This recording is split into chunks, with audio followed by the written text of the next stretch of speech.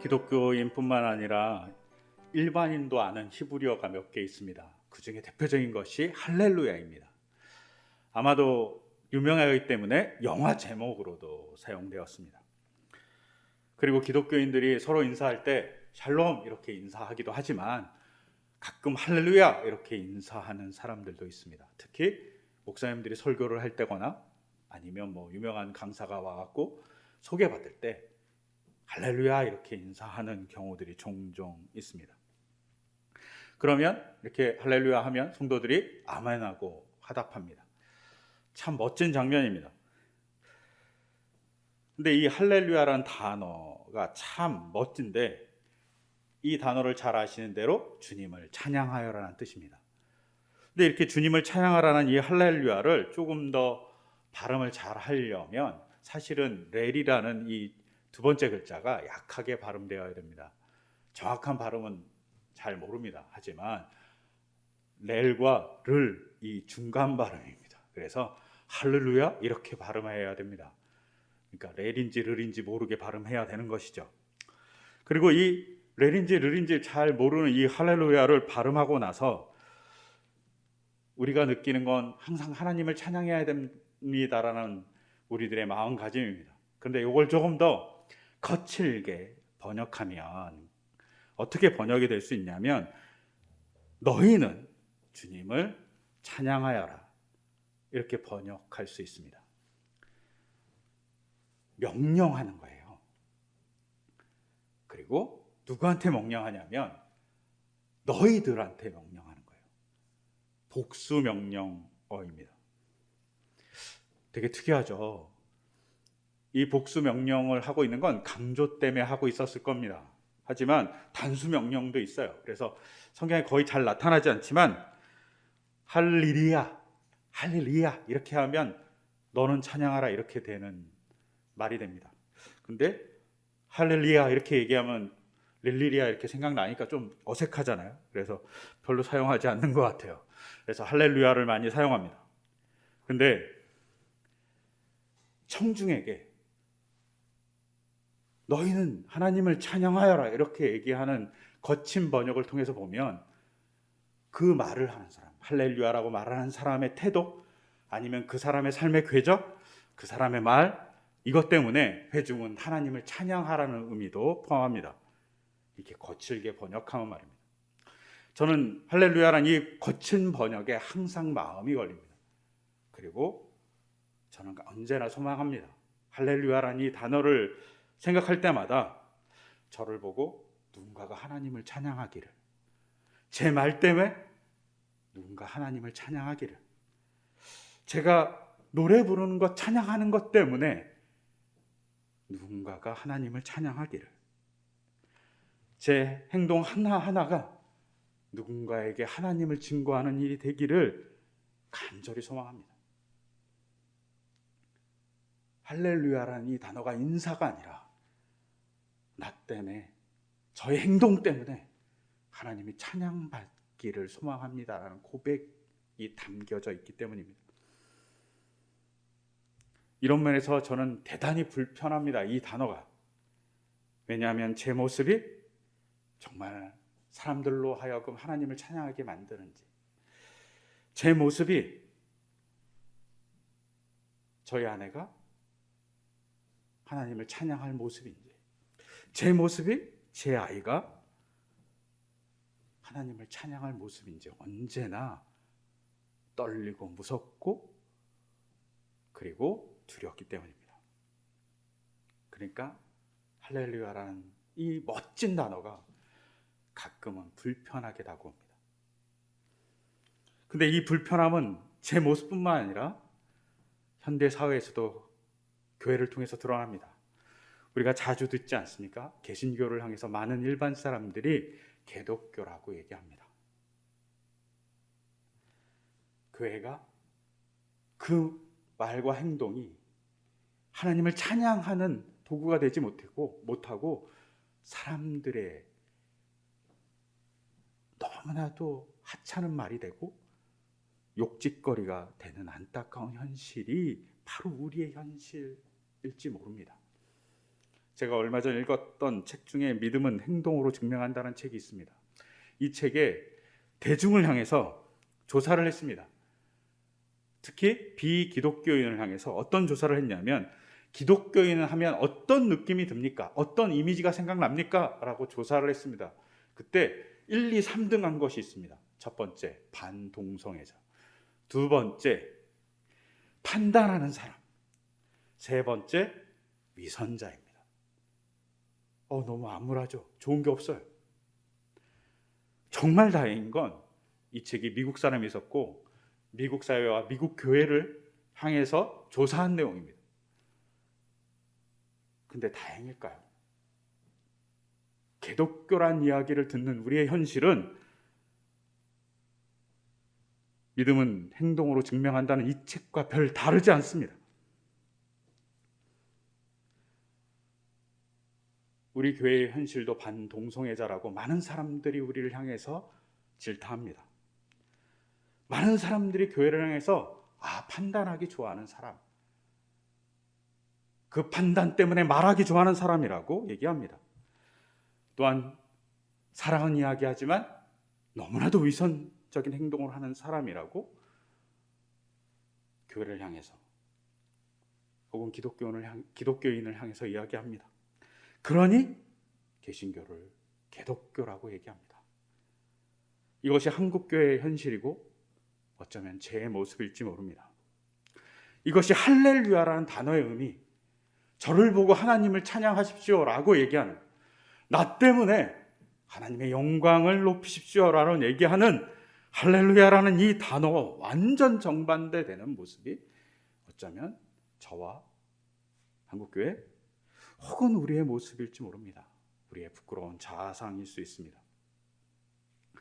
제가 최근에 목파상이라는 사람의 비갯덩어리라는 단편 소설을 읽었습니다.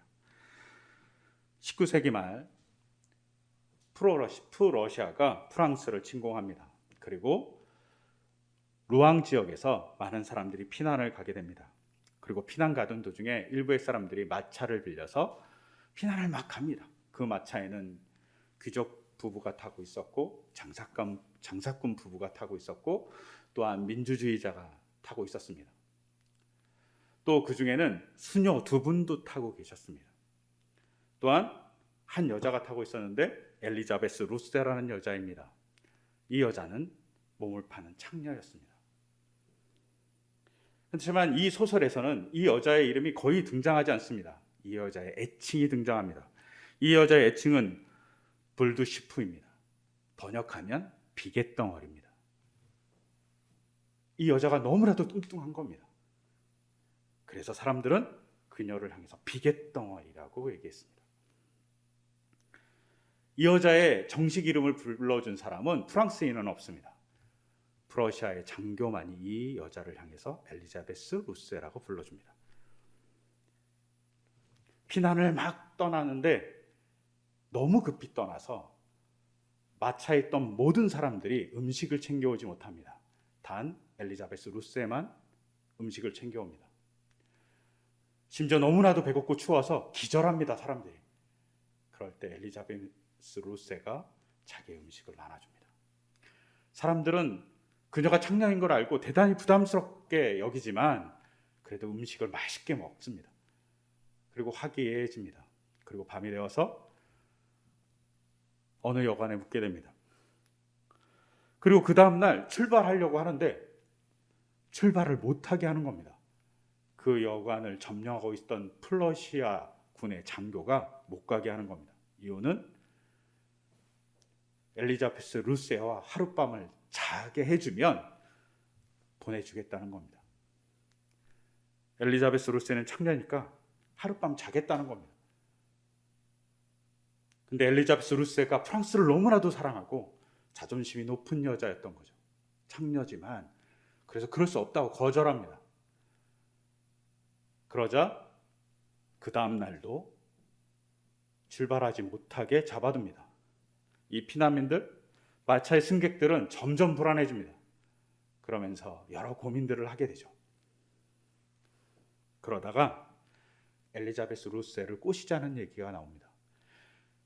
원래 창녀니까 하룻밤 자게 만들자고 얘기하는 겁니다. 프러시아 장군과. 그리고 어느 날 밤에 한 귀족 부인이 수녀들에게 이렇게 얘기합니다. 수녀님, 동기가 순수하다면 하나님은 모든 수단을 받아들이시고 또한 행위를 용서하신다고 생각하시나요? 라고 수녀에게 물어봅니다. 의도가 있죠.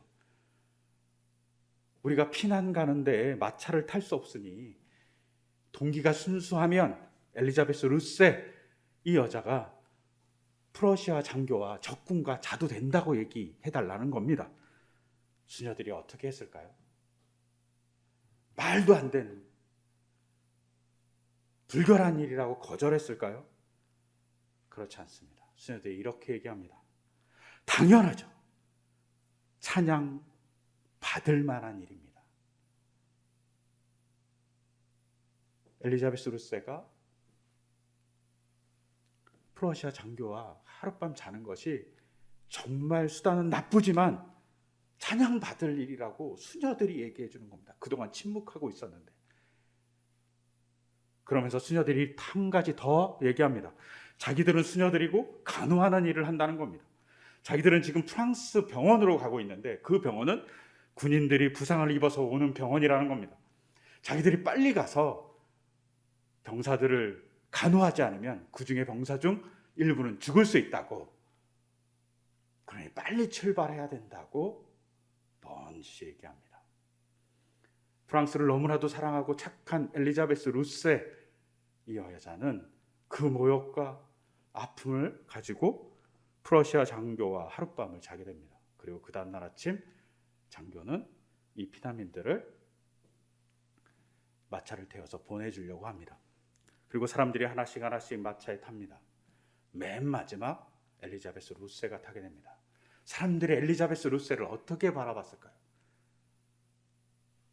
거룩한 희생을 한 여자로 바라봤을까요? 그렇지 않습니다. 전날 밤까지 찬양받을 만한 일이라고 얘기했던 그 무리가 엘리자베스 루세가 마차를 타려고 들어올 때 불결한 여자로 바라봅니다. 심지어 이렇게 얘기합니다. 어떤 사람은 다행이라고 내가 엘리자베스 루세 옆에 앉지 않아서. 모든 사람이 차가운 시선으로 그녀를 바라봅니다. 심지어 수녀들조차도, 찬양받을 일이라고 했던 그 수녀들조차도. 마차가 피난민을 다 싣고 떠납니다. 그러자 사람들이 배고파서 자기들이 가져왔던 음식을 다 꺼내놓습니다. 여관에서 사왔던 음식이겠죠. 엘리자베스 루세는 허겁지겁 나왔기 때문에 음식을 챙기지 못했습니다. 모든 사람들이 그 냄새나는 음식을 막 먹는데 엘리자베스 루세를 바라보지 않습니다. 한번 먹어보라고 얘기하지 않습니다. 냉대와 없는 사람처럼 취급합니다. 그때 엘리자베스 루세가 말할 수 없이 눈물을 뚝뚝 흘립니다. 소설에는 눈물이 흘러서 가슴을 타고 흘렀다고 되어 있습니다. 그렇게 막 우는 엘리자베스 루세를 보면서 동정의 눈빛으로 사람들이 아파한 것이 아니라 어느 한 귀족 부인이 이렇게 얘기합니다. 부끄러워서 우는 거죠? 라고 얘기합니다. 엘리자베스 루세가 그 말을 듣는 순간 폭력을 쓰는 것이 아니라 너무 분노해서 흐느끼면서 울었다고 되어 있습니다. 모파상의 단편이 이 비계덩어리라는 소설은 자기 이익을 위해서 남을 속이고 타인을 이용하는 귀족들, 민주주의를 그렇게 얘기하는 민주주의자, 선한 것 같이 얘기하는 상인, 그리고 수녀들조차도 야비하고 이기적이고 나쁜 사람들이라고 비꼬고 있는 소설입니다. 수녀들은 자신의 목적을 위해서 엘리자베스 루세를 프랑스 장교 하룻밤 자게 하고 그것이 거룩한 성인의 일과 같다고 얘기합니다. 하지만 정작 자고 나온 엘리자베스 루세를 벌레 보듯 했습니다. 모파상은 이 소설에서 19세기 말 프랑스의 기독교가 얼마나 위선적인지를 꼬집고 있습니다. 여러분, 믿음은 행동으로 증명한다라는 이 책은 20세기의 책입니다. 그리고 모파상의 책은 19세기의 책입니다. 하지만 두 책 다 위선적인 기독교에 대한 얘기를 합니다. 그리고 미국도 프랑스도 유럽도 기독교 안에 위선이 있을 수 있다고 얘기합니다. 그런데 오늘 또 바라봐야 될 건 예수님 당시도 이 위선이 있었다는 거죠. 예수님이 율법학자와 바리새인들을 향해서 항상 하던 말, 위선자라는 말씀입니다. 율법을 잘 알고 경건한 사람들인데 그들을 향해서 위선자라고 얘기합니다. 시대와 장소를 불문하고 기독교 안에 위선자가 있을 수 있다는 겁니다. 그리고 그것을 보며 역사도 문화도 문학도 기독교를 향해서 경고하는 거죠. 할렐루야를 제대로 얘기할 수 없는 교회가 있을 수 있다는 겁니다. 할렐루야를 제대로 얘기할 수 있는 교회가 되기 위해서 그러면 우리가 어떻게 해야 되는지 봐야 됩니다. 할렐루야를 제대로 얘기할 수 있는 여러 가지 방법이 있겠지만 오늘 읽었던 시편 150편 1절에 의하면 할렐루야를 언제 얘기해야 되냐면 장소가 없습니다. 장소의 경계가 없습니다. 하나님의 성전에서 해야 되고 하늘 웅장한 창공에서 찬양하라고 얘기합니다. 즉 장소를 불문하고 할렐루야를 얘기해야 한다는 겁니다. 수녀들은 병원에서 성당에서 할렐루야를 하는 것이 아니라 그들의 삶 혹은 모파상의 소설에 의하면 엘리자베스 루스의 앞에서 그가 거룩한 일을 할 때 그녀를 도와줬어야 된다는 겁니다. 아니면 그녀가 잘못된 길로 가려고 할 때 막았어야 된다는 겁니다. 하지만 자기 이익 때문에 수녀들이 잘못 행동할 때 그것은 하나님을 찬양할 수 없는 자리가 되어버린다고 얘기하는 겁니다. 장소를 불문한다는 것이 아무 때나 가갖고 좋은 말씀 나누죠 라고 얘기하는 것이 아니기도 합니다. 장소를 불문한다는 건 언제나 하나님이 그 자리에 있다는 것입니다. 언제나 하나님을 생각하며 살아가라고 얘기하는 겁니다. 한때 유행했던 썬데이 크리스찬이 되지 말라고 얘기하는 겁니다.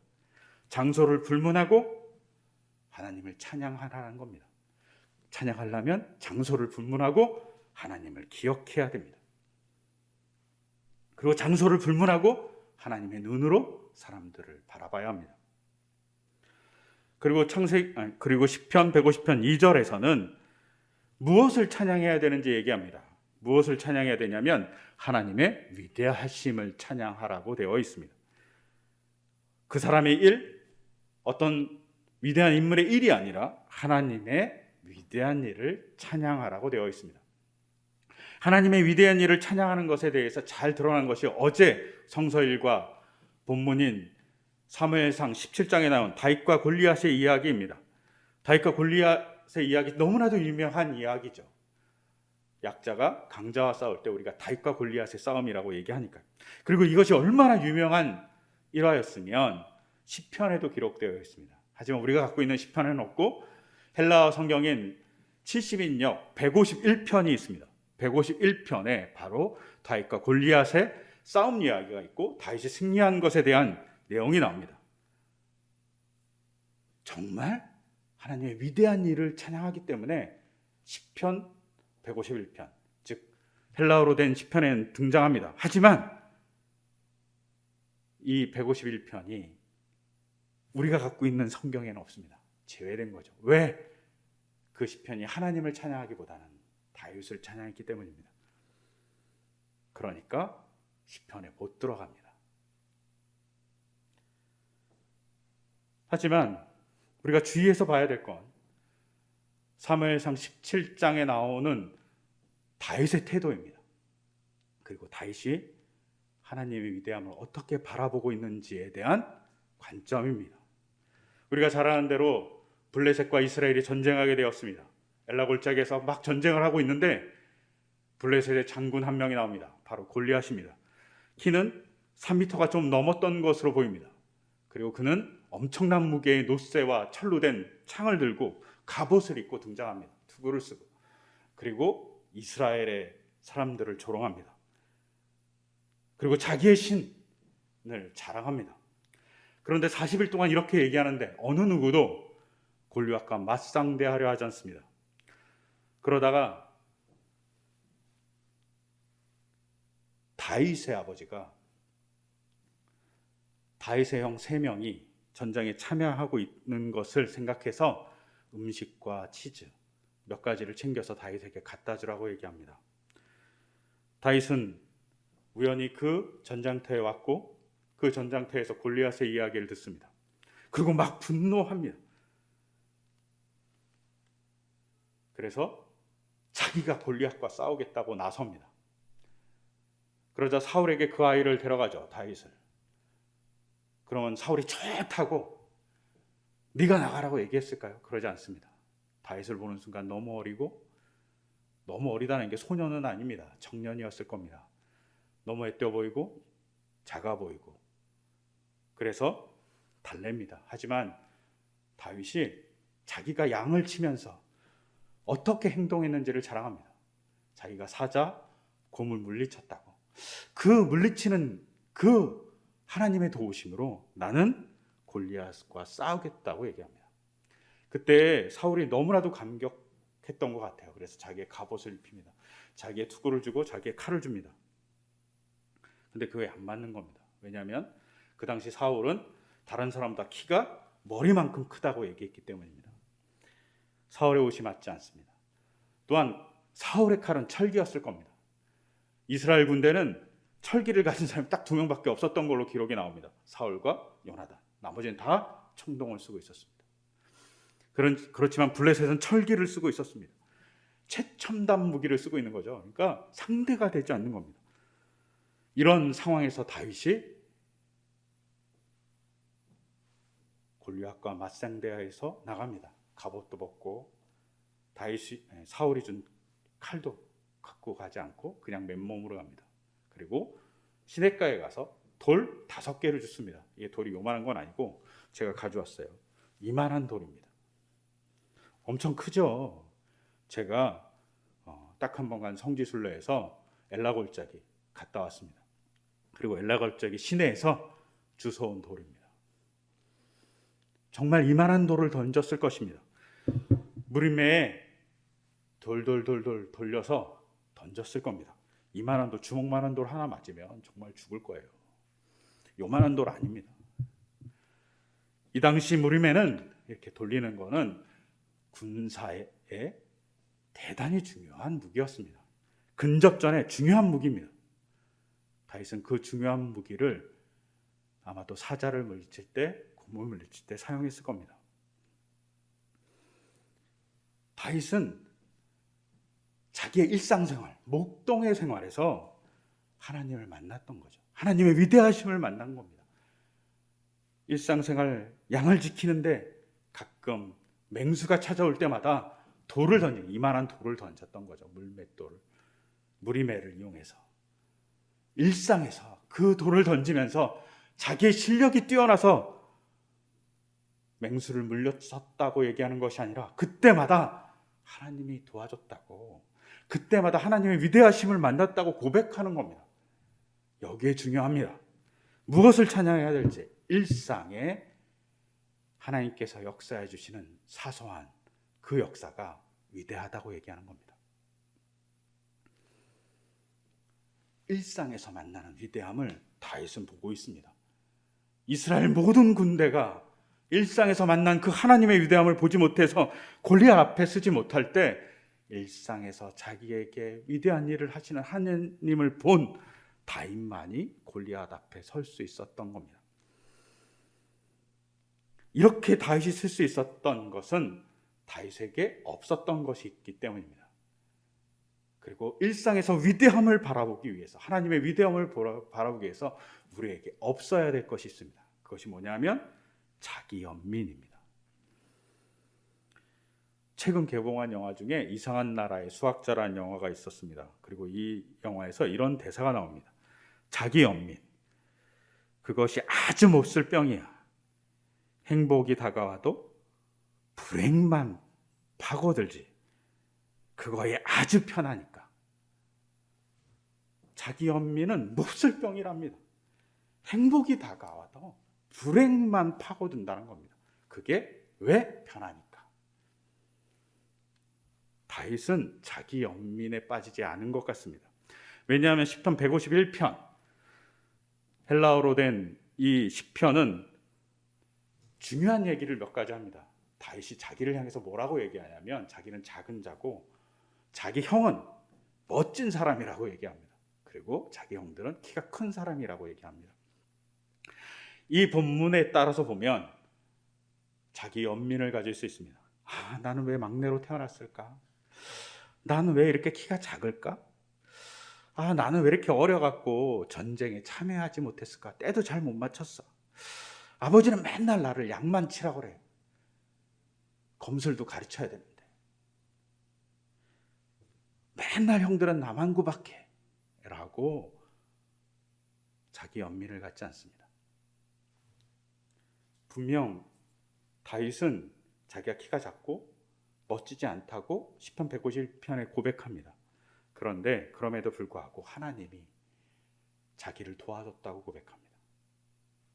그 고백은 일상에서 목동일을 하면서 맹수를 물리쳤던 그 사건에 하나님이 같이 하셨다라는 고백이 존재하기 때문에 가능합니다. 다윗은 자기 연민이 아닌 하나님을 바라볼 수 있었습니다. 그리고 일상에서 위대한 하나님을 바라봤던 거죠. 여러분, 오늘 읽었던 요한복음 21장에 보면 예수님이 부활하시고 세 번째로 제자들을 만나십니다. 근데 그 제자들이 뭘 하고 있었냐면 물고기를 잡고 있었습니다. 근데 밤새도록 잡지 못하니까 예수님이 그들에게 오른편에 그물을 던지라고 얘기합니다. 그리고 그들은 많은 물고기, 153마리의 물고기를 잡았습니다.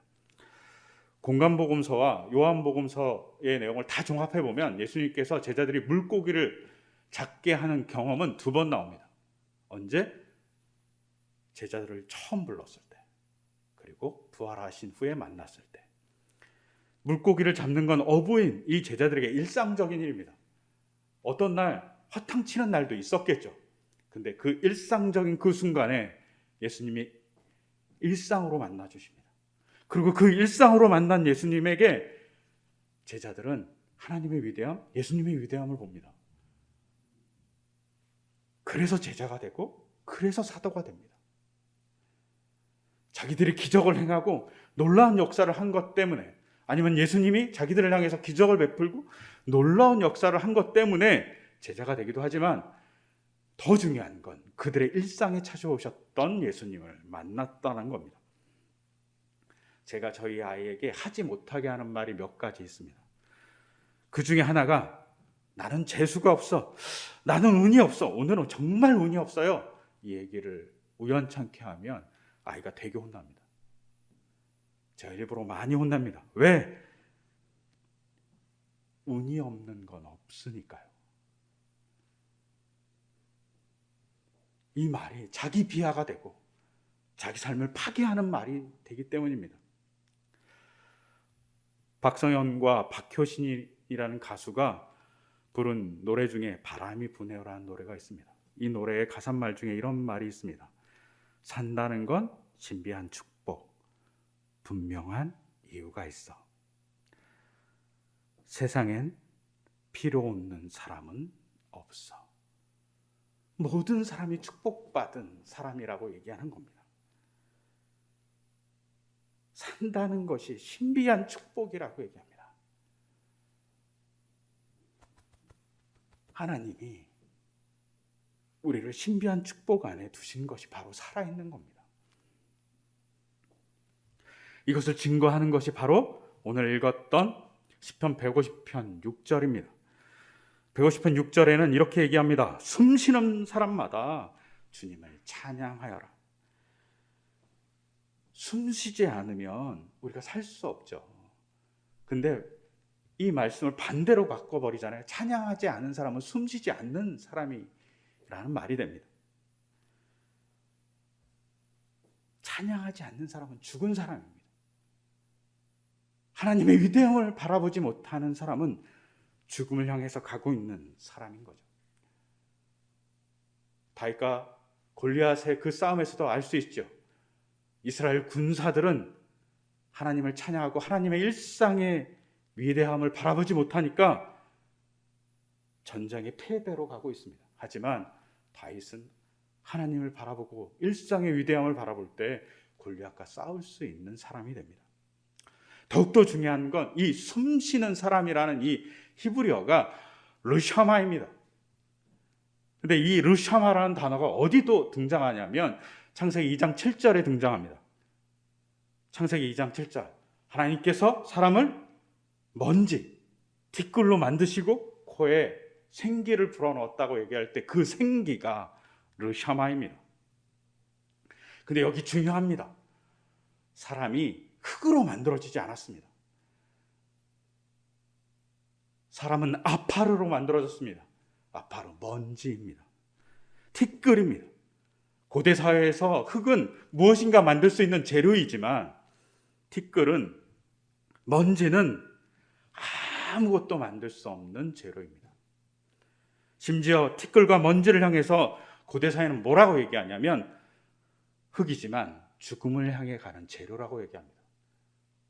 죽은 재료라는 거죠. 근데 하나님이 그 죽은 재료로, 형체도 가질 수 없는 재료로 인간을 만들고 거기에 생기를 불어넣어서 인간을 살아있게 하십니다. 죽은 혹은 형체도 가질 수 없는 존재를 하나님께서 만드시고 생기를 불어넣어서 사람이 되었습니다. 즉 숨쉬는 그 순간이 바로 기적인 거죠. 인간이라는 형체를 가진 것, 하나님의 호흡을 하고 있다는 것, 그것이 바로 기적입니다. 근데 그 기적을 바라보지 못할 때 인간은 자기 연민에 빠집니다. 그 자기 연민, 그것이 가끔은 인간을 파괴합니다. 여러분, 우리가 하나님을 숨 쉴 때마다 찬양한다는 것은 그냥 매 순간마다 하나님을 찬양하라는 얘기가 아니라 형체도 가질 수 없는 티끌인 존재가 하나님의 호흡을 가졌기 때문에 찬양하는 겁니다. 그리고 그 호흡하는 것 자체가 하나님의 시각으로 보면, 성경의 말씀으로 보면 기적이고 하나님의 위대한 행동입니다. 그러니 그 행동을 보고 우리의 삶을 계속 되새김질해야죠. 아, 하나님이 우리의 삶 속에 위대한 일상의 역사를 주시는구나. 다윗은 평범한 목동일에서 하나님을 봤습니다. 우리 또한 평범한 공부의 자리, 평범한 회사의 자리, 평범한 강의의 자리, 평범한 놀이의 자리에서 하나님을 바라봐야 합니다. 그때 우리는 정말 하나님의 숨쉬는 사람이 되고 찬양하는 자가 됩니다. 우리가 그렇게 행동할 때 할렐루야를 얘기할 수 있습니다. 당신들은 나를 보고 찬양하십시오 라는 말을 할 수 있습니다. 우리가 그렇게 되기를 소망합니다. 그리고 그렇게 됨으로 저 자신 때문에, 그리고 여러분 때문에, 또 우리 교회 때문에 타인들이 할렐루야를 하고 찬양하기를 소망합니다. 그러기 위해서 자기 연민에 빠지지 않기를, 그러기 위해서 일상 속에서 하나님의 역사하심을 하나하나 새기며 살아가기를 소망합니다. 그런 우리 삶이 될 수 있게 해달라고 이 시간 같이 기도하겠습니다. 제가 기도하겠습니다. 하나님 아버지, 다윗은 일상 속에서 하찮은 목동일을 함에도 불구하고 그 속에서 하나님의 역사를 바라봤습니다. 그 위대하심을 바라봤기 때문에 골리앗과 맞설 수 있었습니다. 그리고 시편 150편은 숨쉬는 자체가 하나님의 놀라운 역사라고 고백합니다. 그리고 그 숨쉬는 그 자체 안에서 하나님을 볼 때 인간은 하나님을 찬양할 수 있다고 얘기합니다. 우리가 숨쉬는 매 순간 하나님을 만나고 하나님의 위대하심을 경험할 수 있도록 우리의 눈을 밝혀주시고 우리의 길을 열어주시고 우리의 영혼을 밝혀주시옵소서. 그를 통해 일상에서 부활의 주님, 일상에서 생명을 주시는 주님을 만날 수 있도록 주께서 인도하여 주시옵소서. 이 모든 것 주 예수 그리스도 이름으로 기도드립니다. 아멘.